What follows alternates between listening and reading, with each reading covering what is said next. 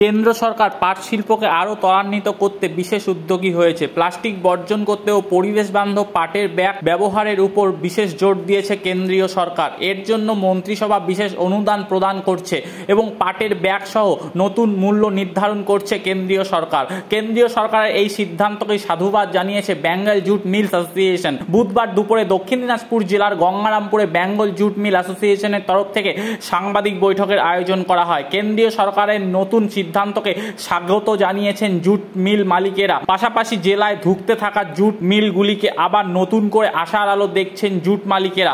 বর্তমানে দক্ষিণ দিনাজপুর জেলায় 4টি জুট মিল রয়েছে, যেখানে প্রায় 8,000 কর্মী কাজ করছে। জুট মিলগুলি পুরোদমে চালু হওয়ার ফলে বহু কর্মী এখানে কর্মসংস্থান পেয়েছে।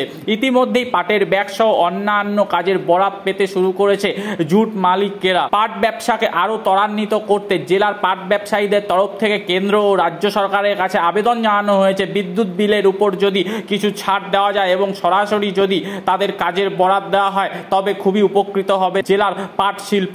এদিকে সাংবাদিক সম্মেলনে উপস্থিত ছিলেন বেঙ্গল জুট অ্যাসোসিয়েশনের সভাপতি অশোক কুমার জোয়ারদার, রাজেশ আগরওয়াল সহ অন্যান্য জুট মিল মালিকেরা। দক্ষিণ দিনাজপুর থেকে হিটলার ভৌমিকের রিপোর্ট।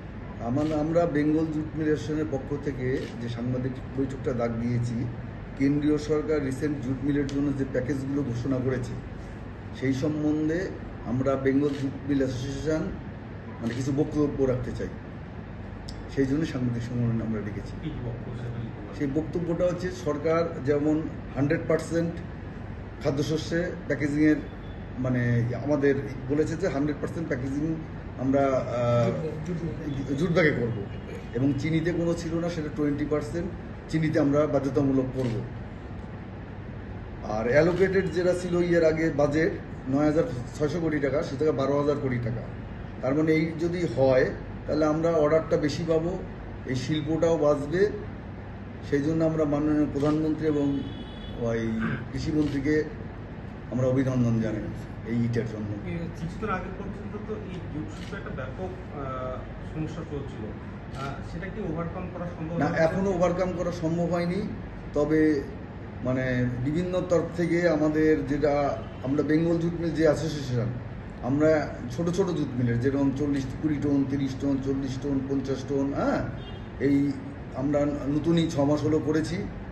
আমরা চেষ্টা করছি বিভিন্ন জায়গায় বিভিন্ন রাজ্য সরকারের মন্ত্রীর থেকে আরম্ভ করে কেন্দ্রীয় সরকারের বিভিন্ন মন্ত্রী, তাদের সাথে যোগাযোগ করে এই শিল্পটা যেন বাঁচে।